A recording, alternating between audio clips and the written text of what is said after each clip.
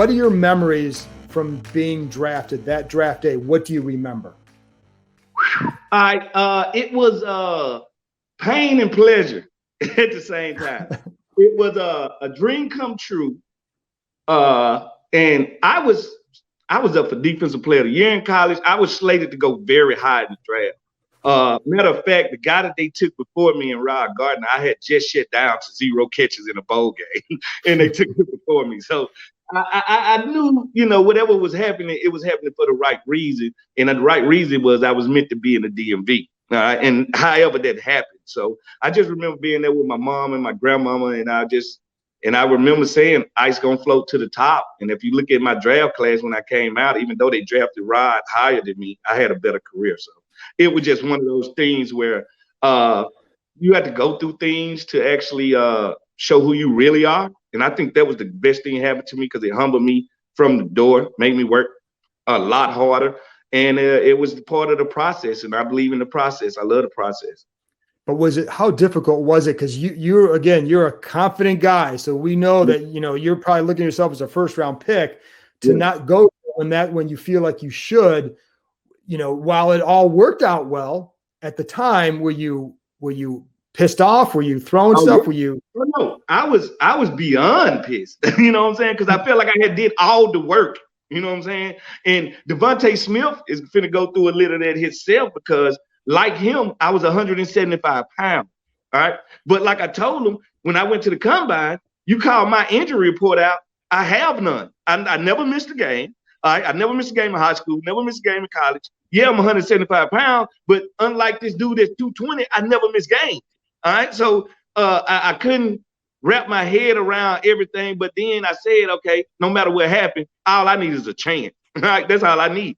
But then when I got drafted to a team that my idol was on my team and one Deion Sanders. Right. And then I had Darryl Green. Then I had Champ Bailey. So when I first got signed, even though I was elated, I sit back and looked at the depth chart and I was like, I might not ever play ever in my life. I might not ever play. So once I got here, Marty made it clear that, no, you going to play. You and Champ. I'm starting the youngsters. That's what I'm riding on. That's when I had the confidence to know, now I can play in this league. Was it when you hear your name called? What was that moment like?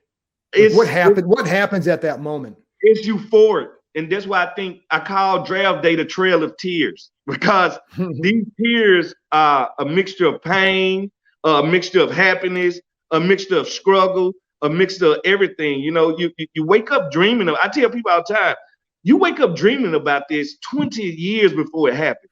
Every day of your life, you dream about that day happening. So when that day does happen, it's euphoric, but it's also unbelievable because you don't believe that you can't believe that you're a part of that 1%. You know what I'm saying? Only 1% get to get drafted on that day. And out of all the millions of kids that had that dream, you are part of that 7 rounds getting called that day. So what do you do to celebrate that? It ain't nothing you can do. Like, it ain't no alcohol you can drink. It's just one of those things. You are so filled inside that the only thing that calms you down is the fact that they're going to fly you out the next day and you get to walk through that locker room and you get to meet that owner and you get to meet that head coach. And now you realize that it's a dream, but now it's a job. So do you think you would have gone the first round if you did more than 1 rep on the 225 on the bench press? And guess what, I did 1 rep on it because that's all I can do. Think about my injury history compared to guys that did. I know. But how much would you hear about that? I heard about. I have actually became a combine legend. Like I've heard coaches say that they still tell their story at the combine, and they say he knew he wasn't gonna be able to do but 1 rep, but he wasn't scared to go do it. He wasn't scared to go do it. Like they showed us that nothing's too big for him. Like he's not scared to fail. He know he might can't do it but 1 time. He know he can play the game of football. He might not be a power lifter. I'm not trying to be a wrestler. I'm trying to play football. And if you turn the lights on and put me in some grass, I'll give you what you asked for. And then the last question on this, who called you from the team?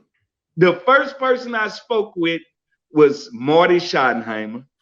That's my guy, bless his soul. He passed. Marty was the first guy I talked to. And you know how gracious he could be. He started crying before I did.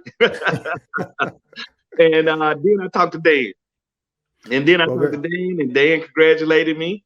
And it started a good relationship with him, you know. And I tell people all the time, Dan is a great guy if you get to know him. The problem is he's so quiet and closed off that he won't let people know him. And I tell him all the time, just open up. Like, the great thing about him is he's not afraid to be flawed. And when people think about billionaires, they don't think they won't give you a chance to be flawed. And I'm sorry, he's quiet, he's reserved, and he'll only talk to you if he's comfortable with you. And I was always one of them players. I talk to Dan like I talk to my left tackle. You know what I'm saying? Like, it's no different. And that's why he's always been cool with opening up around me. And I think if he actually shows people more of his personality, more people will fall in love with Dan Snyder, the person, than they will Dan Snyder, the football. And I think if they win, that would help too. So anyways, Fred, I think we're on the right course. I think Rivera has changed the culture. You got to realize, as a football player, if you walk in there now, everybody from the coach, the head coach, to the defensive coordinator, to the janitor play football. Like, it's a football atmosphere. Yeah. And if a coach that went out there and did the same thing that you did, asked you to do something and tell you to do something a certain way, you trust it on a whole nother level. You trust what he says and how he goes about doing it. And you got to realize, the youth movement over there is what's going to make this special. The best talent is youth, and the youth actually leads. Chase Young leads by example. McLaren, Terry leads by example. All right. So at the end of the day, they're going to bond into a team that's going to be, I think they're going to be a great 10 years of football for Washington. And getting a guy like we just got in the free agency, what makes it so good is him, Terry, Chase already played together. They already played together. So his free agency don't feel like he's going to a whole new place. He feel like he's just coming home. So I think that works in our favor also. Fred, you're awesome. Always enjoy it. Thanks a lot for coming on. Oh, anytime, Kyle. Anytime, brother. Cool, man.